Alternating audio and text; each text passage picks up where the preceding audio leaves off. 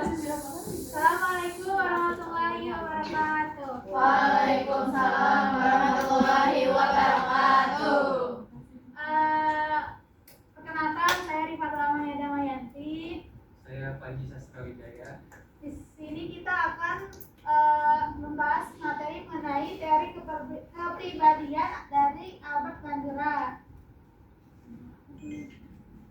Nah, Albert Bandura itu lahirnya di Manjure pada tanggal 4 Desember tahun 1925 dan wafatnya baru tahun kemarin guys, 2021 pada tanggal 6 Juni di Amerika.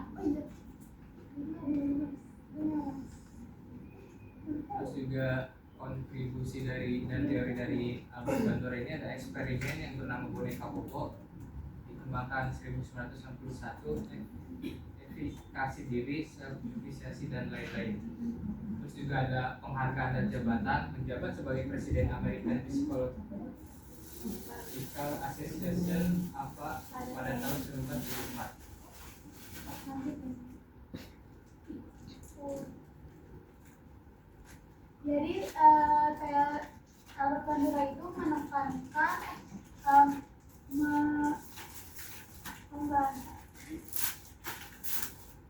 ini menggunakan teori social learning teori. Nah, Albert Bandura itu menekankan pada vicarious learning, yaitu pengalaman mengamati orang lain. Contohnya ini pengalaman mengamati orang lain. Iya, bisa nih. Contohnya itu seorang siswa melihat temannya rajin belajar dan selalu dapat nilai tinggi, lalu ia ikut meniru kebiasaan tersebut. Oh, jadi model gitu ya? Iya. Peniruan. Terus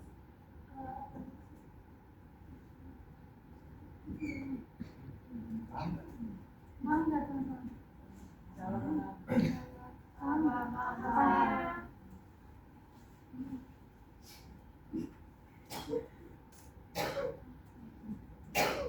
Di sini ada struktur kepribadian, yaitu ada self system. Self system itu sistem dalam diri seseorang yang mengatur cara ia memandang, menilai, mengendalikan perilakunya sendiri. Yang kedua itu ada self regulation, kemampuan seseorang untuk mengendalikan pikiran, lingkungan, dan perilakunya sendiri agar sesuai dengan tujuan.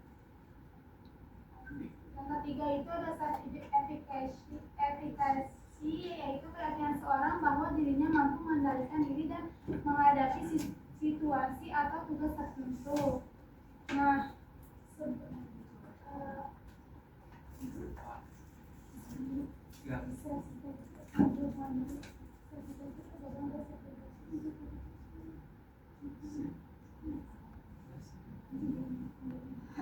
bentar ya guys.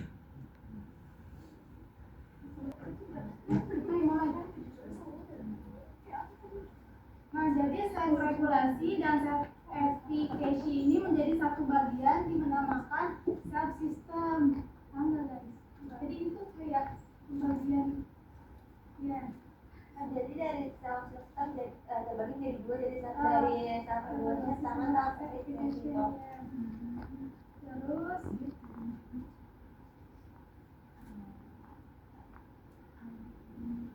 nah, self system itu ini struktur kognitif yang memberikan pedoman mekanisme dan seperangkat fungsi-fungsi persepsi, evaluasi, pengaturan tingkah laku.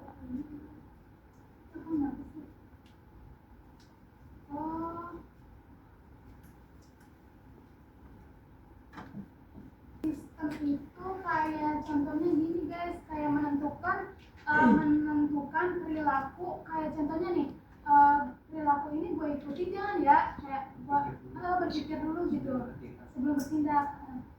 Kayak self control ya kalau Iya. Terus bentar.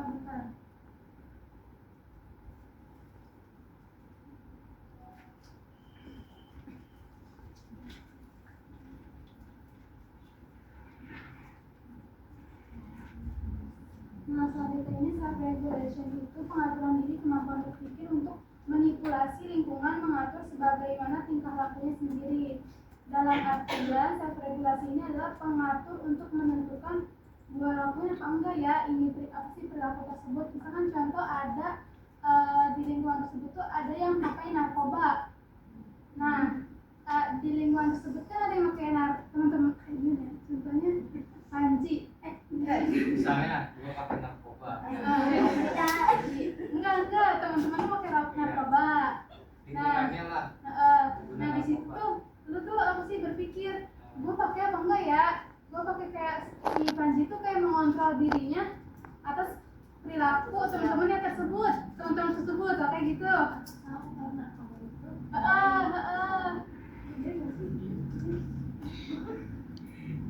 Kalau salah maafin ya.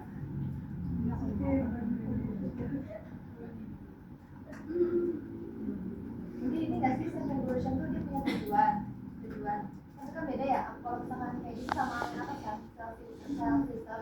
Kalau ini bedanya mungkin dia punya tujuan. Jadi dia lalu tujuan itu dia bisa mengendalikan dirinya gitu nggak sih? Iya dia kayaknya lebih ke evaluasi dia Mengontrol dirinya. enggak maksudnya dia konsisten atau enggak kalau Iya. konsisten dia lanjutin tapi kalau nggak konsisten Garis besarnya tuh ini self itu memandang, menilai dan mengendalikan perilakunya sendiri.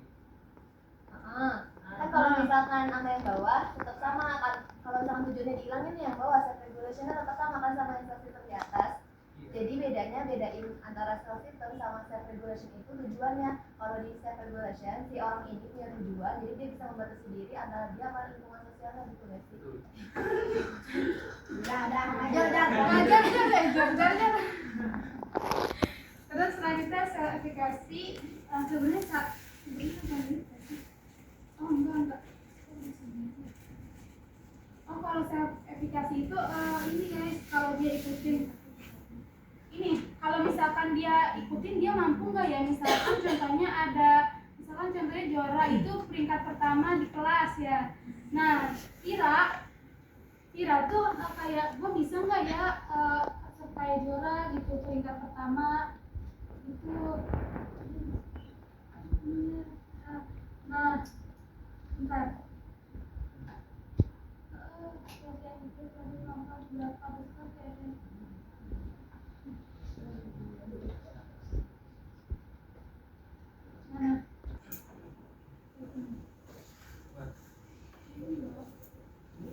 Kayak misalnya apa ya, Riva nih mikir presentasi itu sulit gitu, tapi dia yakin bisa presentasi, jadi dia latihan.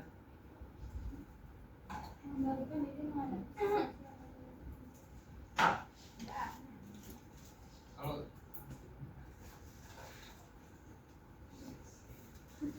intinya tuh semakin tinggi keyakinan diri, semakin besar usaha dan ketekunan seseorang untuk belajar.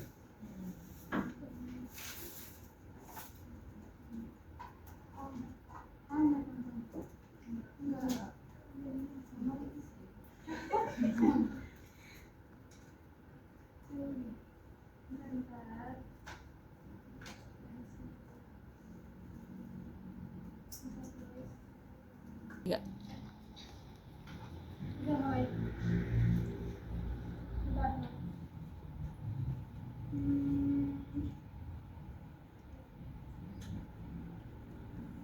Tadi kan self effication itu keyakinan ini terhadap kemampuannya, seberapa besar keyakinan terhadap kemampuannya diri sendiri.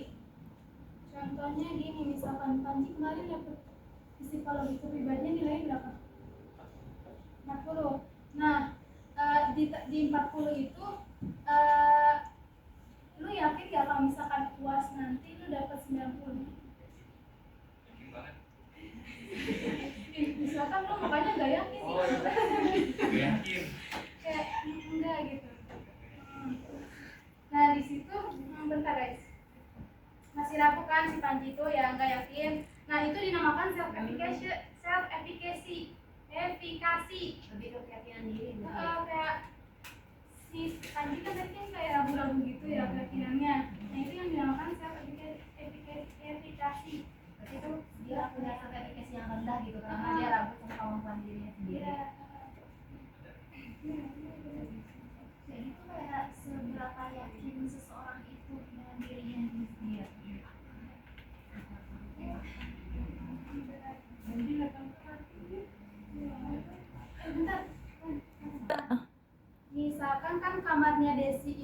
rapih ya, rapinya minta ampun, kayak wangi bunga, kembang 7 rupa lah pokoknya. Nah di situ bentar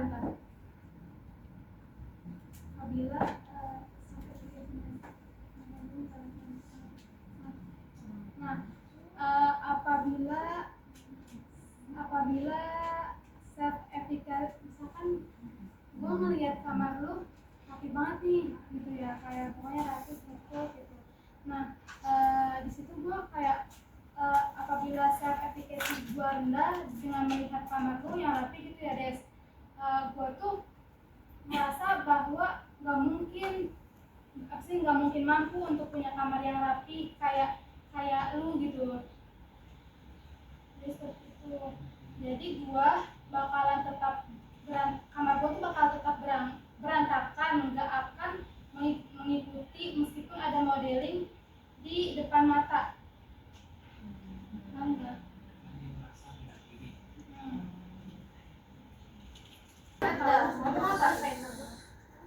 Bentar, jangan di tag.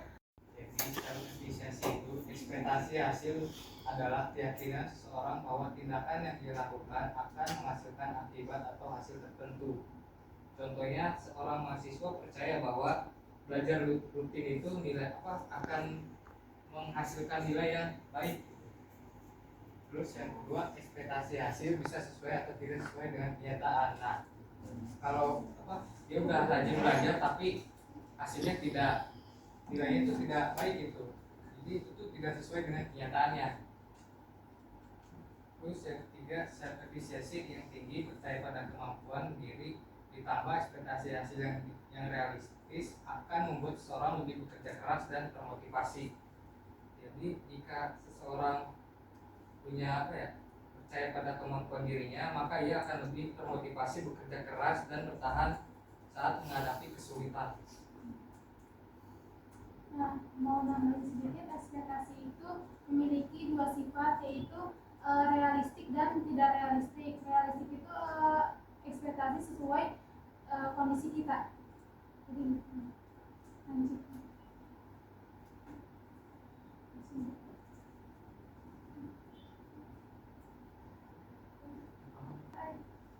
Di sini ada sumber efikasi diri. Pengalaman performansi yaitu pengalaman prestasi yang pernah dicapai seseorang di masa lalu. Terus pengalaman vicarius yaitu model sosial mengamati keberhasilan orang lain. Terus yang di sini ada persuasi verbal yaitu persuasi sosial bergantung pada rasa percaya dan sifat realistik. Nah, yang di sini ada pembangkitan emosi yaitu kondisi emosi takut, cemas, dan stres dapat mengurangi efikasi diri. Atur aja.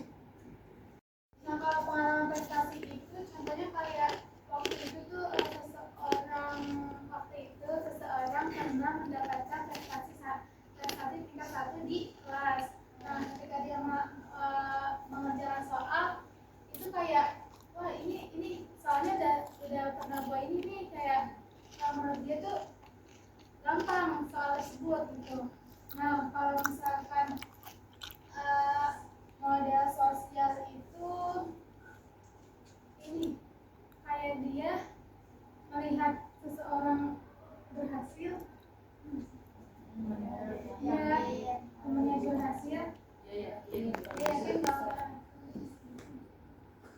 terus yang persuasi sosial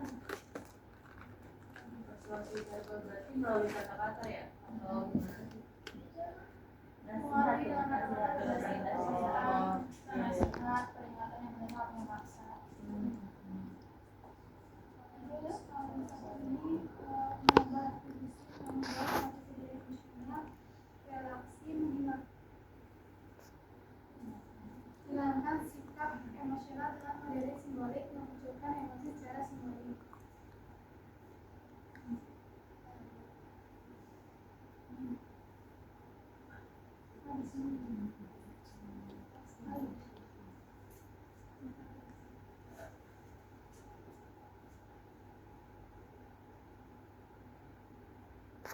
Efikasi itu keyakinan.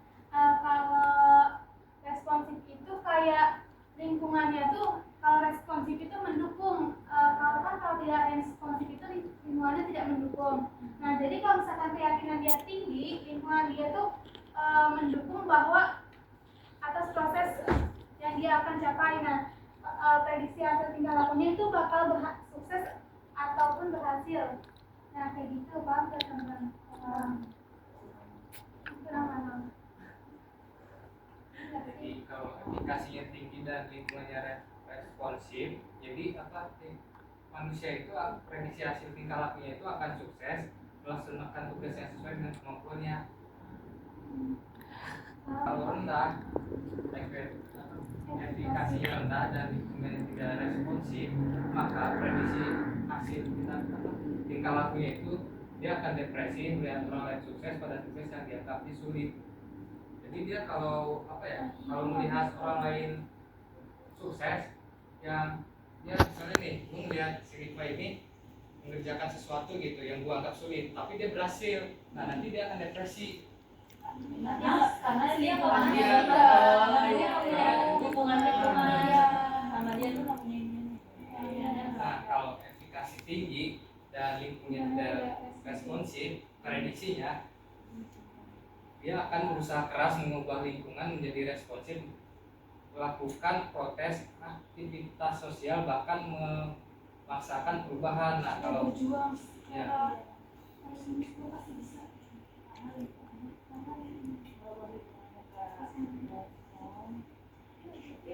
nah kalau efikasinya rendah tapi lingkungannya responsif, orang menjadi aktif, pasrah, rasa dia tidak mampu.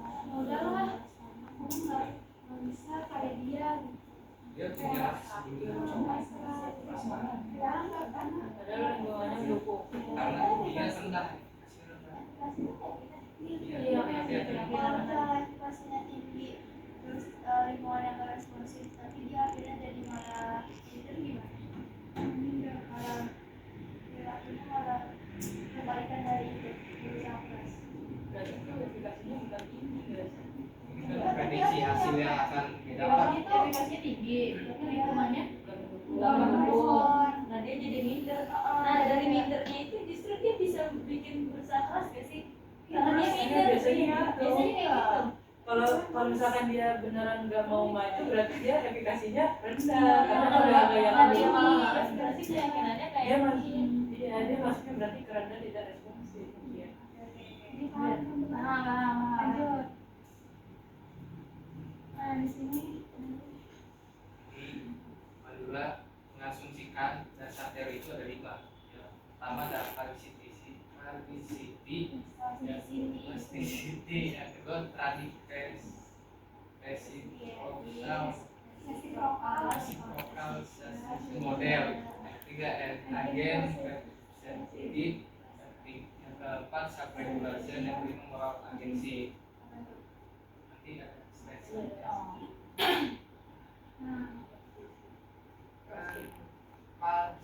Plasticity adalah kemampuan manusia untuk belajar dan menyesuaikan perilaku dalam berbagai situasi, terutama dengan mengamati dan meniru orang lain. Jadi, itu kemampuan manusia untuk berubah, belajar dan menyesuaikan perilaku sesuai dengan situasi yang dihadapi. Contohnya, jika ada seorang siswa awalnya pendiam dan tidak berani bertanya di kelas, dia melihat temannya aktif bertanya dan justru dipuji oleh guru. Nah, jadi itu mencontoh temannya karena dapat pujian itu. Paham? Ini tadi situasional model. Jadi ini tuh perilaku manusia terbentuk dari 3 interaksi yang saling mempengaruhi, saling antara diri sendiri atau pribadi, lingkungan, dan perilaku diri sendiri ya. Timbal balik dari ini 3 jadi ini tuh ini tuh personal faktor itu meliputi attitude, value, self, sama efikasi, sama personality. Nah kalau yang behavioral faktor itu meliputi aksi atau tindakan. Terus yang environmental factor itu bagaimana respon lingkungannya gitu. Ya, contohnya apa nih? Ya ini berkesinambungan, Iya. saling ini, Tinggal balik. saling terhubung, saling terhubung. Dan tadi udah paham. Itu yang gambar ini. Jadi contohnya itu kayak mahasiswa itu aktif bicara di kelas. Nah, faktor personal ya, mahasiswa memiliki kepercayaan diri dan keyakinan bahwa pendapatnya penting. Nah, lingkungannya itu mendukung, dosen memberikan respon positif, temannya mendengarkan, dan suasana kelas mendukung diskusi tersebut. Nah, perilaku mahasiswa itu, mahasiswa jadi sering bertanya dan menyampaikan pendapat saat perkuliahan karena ada dorongan dari faktor personalnya dia bertanya itu karena penting, terus lingkungannya yang mendukung, terus perilaku mahasiswa yang lainnya juga jadi terbawa karena apa ya, jadi kelasnya itu jadi aktif juga gitu. Nggak paham ya? berarti harusnya bukan perilaku mahasiswa, perilaku dalam dirinya sendiri. Aku seorang mahasiswa itu. Ya kan, kalau aku sih mahasiswa. Mahasiswa bukan siapa dulu. Jadi personal mahasiswa itu artinya. Kan personal faktornya kan kepercayaan diri, terus mentalnya itu kan dari lingkungan dosennya itu memberi respon, terus behavioralnya itu berarti perilaku dari dirinya si mahasiswa itu kan.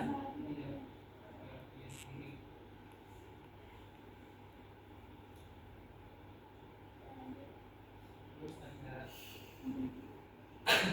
agen perspektif. Manusia dapat mengontrol lingkungan dan kualitas hidup mereka.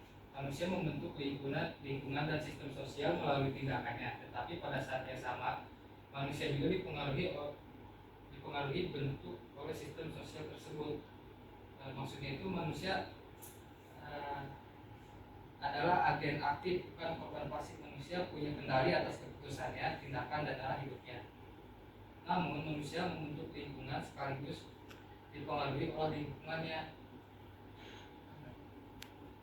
Jadi kayak geng gitu ya, maksudnya pembentukan kelompok juga. Dia tuh terhadap dirinya sendiri. Tidak hanya ini, manusia itu nggak dibentuk oleh lingkungannya aja, tapi atas ada kesadaran dirinya sendiri. Ya contohnya, gua main sama teman-teman yang malas belajar gitu, gue gak nyaman karena saya belajar sama berteman sama orang yang malas belajar. Nah, saya tidak nyaman dengan lingkungan tersebut, jadi saya pindah teman ke teman yang jadi dia rajin belajar. Jadi dia punya pilihan atas diri sendiri.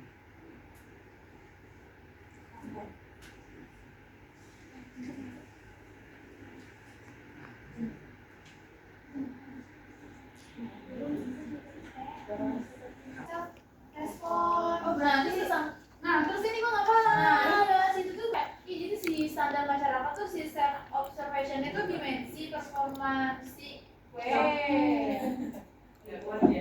si kualitas apa nyambung penguatan tuh juga keseringan enggak nggak sih kuantita Kualitas. kualitas nyambung nggak sih makanya terus gimana? Self regulasi itu kemampuan manusia mengendalikan dan mengarahkan tindakan sendiri dengan memanfaatkan faktor dari dalam diri serta pengaruh dari luar. Jadi intinya itu manusia bisa mengatur dirinya sendiri, bukan cuma dikontrol oleh orang lain. Dia mengontrol dirinya sendiri.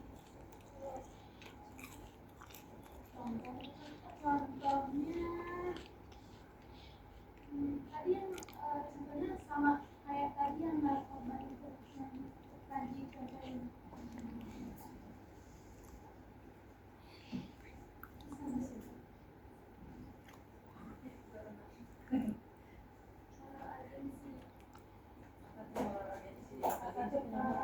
Agensi itu kemampuan manusia untuk mengendalikan dan mengarahkan perilakunya berdasarkan nilai dan standar moral sehingga tindakan yang dilakukan dipertimbangkan baik buruknya. Jadi kayak misalkan perilaku dia tuh ini dia mau melakukan perilaku, tapi dia tuh berpikir dulu mengaitkan dengan nilai moral, paham nggak? Ya. Contohnya nyontek terus Iya, itu maksudnya itu kan nggak baik gitu ya. caranya 2, 3. Psikoterapi itu terapi kognisi sosial, meningkatkan kemampuan mengatur diri dengan mengubah perilaku serta mempertahankan perilaku yang sudah terbentuk. Nah, maksudnya ini psikoterapi ini dia itu mempertahankan perilaku yang positif menggantikan perilaku yang negatif. Nah, sedangkan perilaku yang positif itu tetap dipertahankan. Contohnya, misalnya saya ini orangnya pemarah. Nah, saya ingin mengubah itu melalui terapi untuk saya pengen mengubah perilaku itu caranya dengan mengamati orang lain terapinya. Contohnya itu saya mengamati Rifa, orangnya penyabar. Nah, jadi karena model ini penyabar Rifa, ketika saya marah, saya itu apa ya? Mengontrol diri, mengontrol emosinya itu dengan cara relaksasi gitu. Paham nggak? Itu.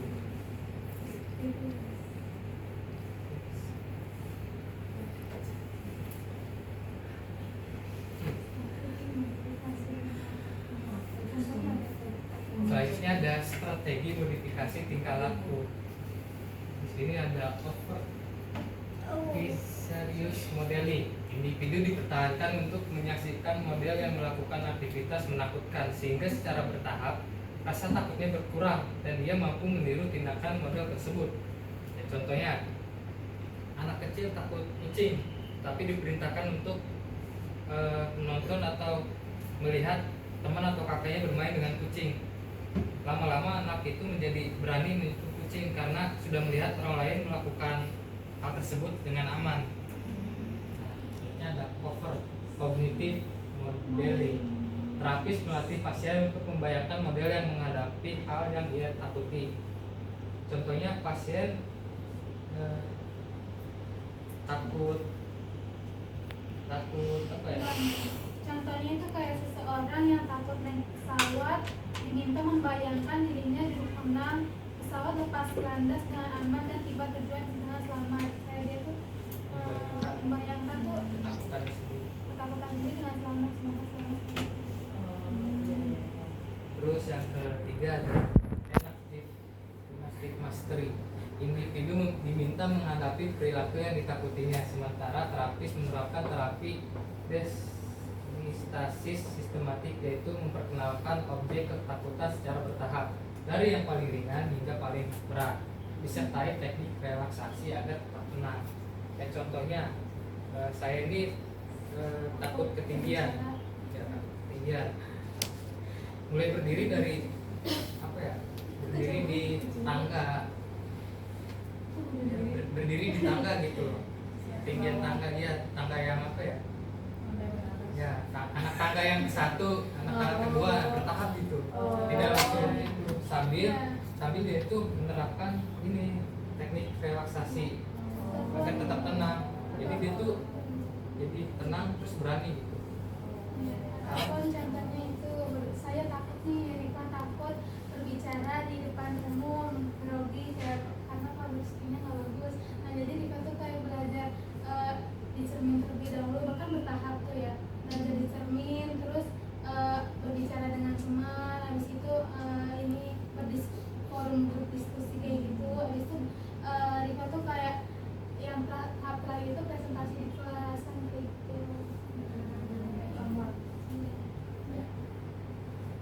Terima kasih teman-teman. Mohon maaf ada salah kata ataupun kalimat. Wassalamualaikum warahmatullahi wabarakatuh. Waalaikumsalam warahmatullahi wabarakatuh. Observational learning. Manusia dapat belajar sikap, keterampilan atau tingkah laku sebagian besarnya itu merupakan hasil dari pengalaman vicarious observasi model. Dalam proses modeling, seseorang belajar dengan mengamati observasi orang lain lalu mengolahnya secara berpikir, bukan sekedar meniru secara langsung. Jadi maksudnya itu manusia bisa belajar sikap, keterampilan atau perilaku tidak hanya dari pengalaman langsung, tapi juga dengan mengamati orang lain. Proses ini disebut modeling. Yang penting pembelajaran ini bukan sekedar meniru secara mekanis, tapi ini juga melibatkan pemikiran. Paham?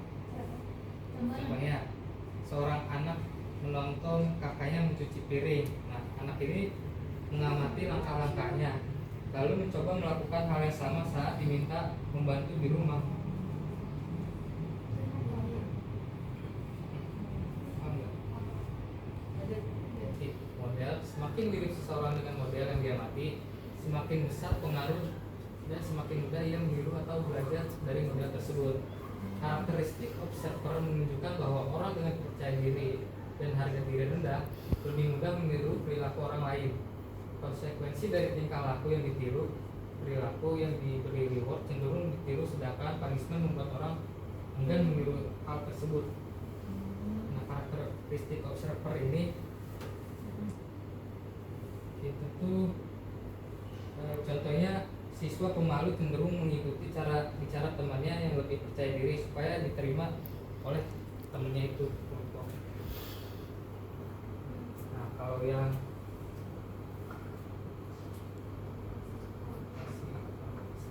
yang karakteristik model ini, contohnya seorang murid cenderung meniru guru yang dia kagumi atau teman sebaya yang dia anggap keren. Nah, anak lebih mudah meniru kakak atau teman sebaya yang usianya hampir sama daripada orang dewasa yang jauh seusianya. Jadi kalau semakin mirip seorang dengan model yang dia amati, maka semakin mudah juga dia meniru perilaku dari modelnya itu. Ini konsekuensi. Udah paham? Nah, kalau konsekuensi diri tingkah laku ini, reward atau penghargaan itu, contohnya anak yang melihat temannya mendapat pujian karena membantu guru lebih termotivasi untuk meniru perilaku itu karena dia dapat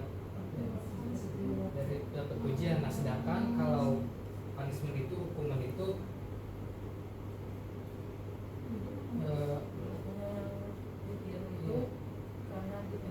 karena dapat penghargaan. Kalau ditiru karena dapat penghargaan, kalau nggak ditiru karena dapat punishment. Dapat hukuman. Ya.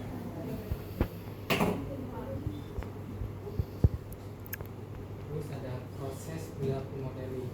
Attentional proses, individu mengembangkan kemampuan kognitif dan keterampilan perseptual agar mampu memusatkan perhatian serta memahami perilaku yang diperlihatkan oleh model.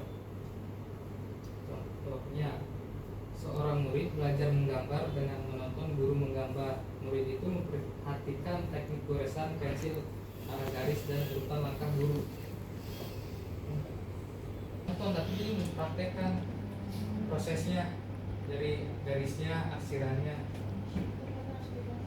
Apa? Nah, bisa. Nah, kalau retention proses, individu menyimpan dan mengingat perilaku yang ditunjukkan oleh model agar dapat ditirukan atau dilakukan kembali pada kesempatan lain. Nah, contohnya anak melihat anak melihat temannya tuh bermain piano. Nah, karena dia nggak punya piano di rumahnya, dia udah memperhatikan modelnya gitu, bermain piano tuh kayak gimana. Nah, kalau dia suatu saat nanti ada kesempatan bermain piano, dia akan mengingat kembali yang dia lihat itu dan dipraktekkan.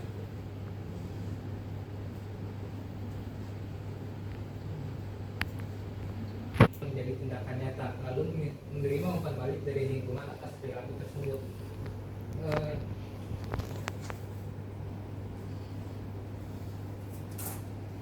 Ini itu dari pikiran ke tindakan nyata lalu diperbaiki berdasarkan respon lingkungan. Contohnya, ada seorang mahasiswa mengamati dosen presentasi dengan jelas dan sistematis, menyimpan gambaran itu secara baik itu. Terus dia setelah mengingatnya itu dipraktekkan, terus habis dipraktekkan itu kalau bagus ya dapat menerima umpan balik dari lingkungan atas perilaku tersebut. Kalau baik ya diberi pujian, ya kalau jelek ya dikritik.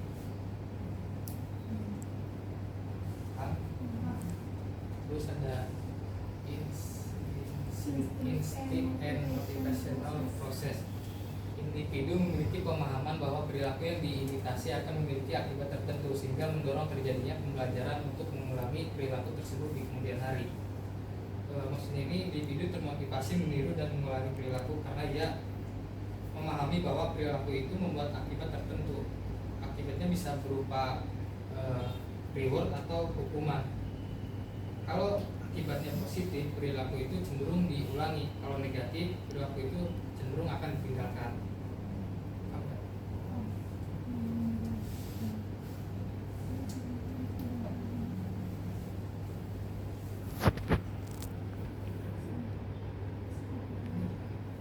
Neurofisiologis, pengalaman masa lalu yang mendapat penguatan dan nilai fasilitas dari lingkungan. Maksudnya itu kalau faktor kognitif itu cara berpikir seorang tentang diri sendiri dan situasi dari dunia nyata. Kalau faktor neurofisiologis itu struktur dan fungsi otak atau kondisi biologis lainnya. Kalau pengalaman masa lalu itu perilaku atau pengalaman tertentu yang mendapat penghargaan atau dukungan. Contohnya seseorang yang tumbuh di lingkungan terlalu menuntut bisa mengembangkan standar tinggi yang memicu stres atau depresi.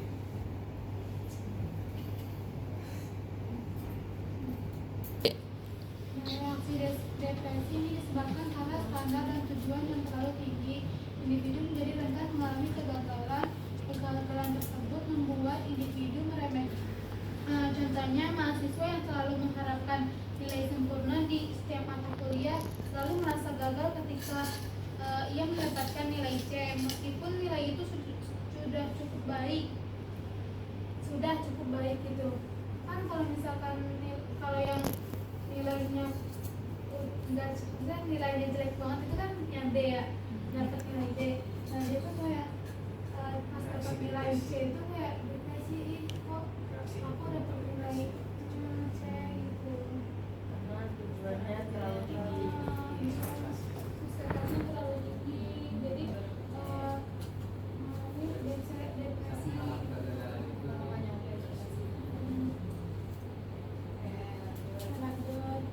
Terus ini ada fobia. Fobia itu diperoleh melalui pengaruh lingkungan bertahan karena rendahnya efikasi diri sehingga individu merasa tidak mampu menghadapi situasi atau ancaman yang dihadapi.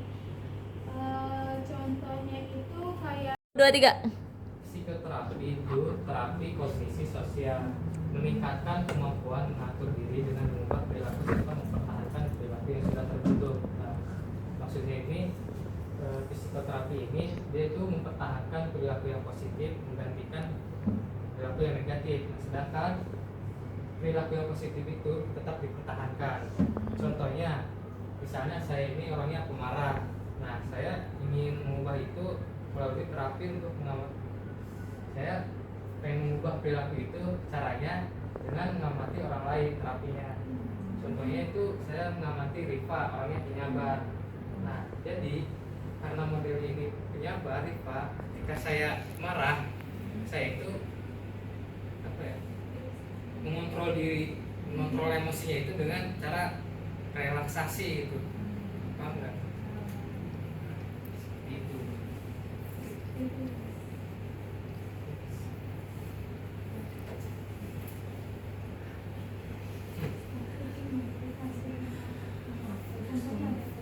Selanjutnya ada strategi modifikasi tingkah laku.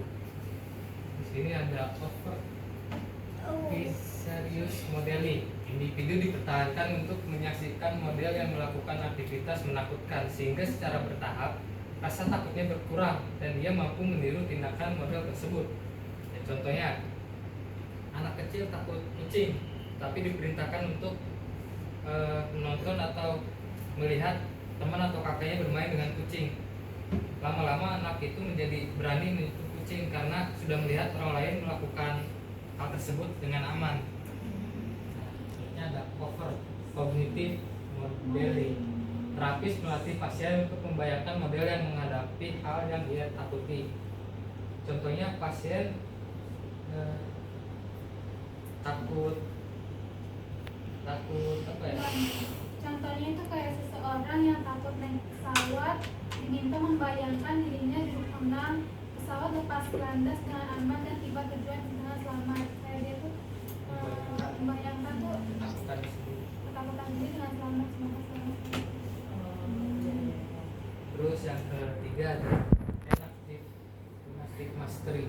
Individu diminta menghadapi perilaku yang ditakutinya, sementara terapis menerapkan terapi desinistasis sistematik, yaitu memperkenalkan objek ketakutan secara bertahap dari yang paling ringan hingga paling berat, disertai teknik relaksasi agar tetap tenang. Kayak contohnya saya ini takut ketinggian, ketinggian. Mulai berdiri dari apa ya? Berdiri di tangga, berdiri di tangga gitu. Ketinggian tangga dia, tangga yang apa ya? Ya, anak tangga yang satu, anak tangga kedua bertahap gitu. Tidak langsung itu sambil dia itu menerapkan ini teknik relaksasi agar tetap tenang. Jadi dia tuh jadi tenang terus berani gitu. Apa contohnya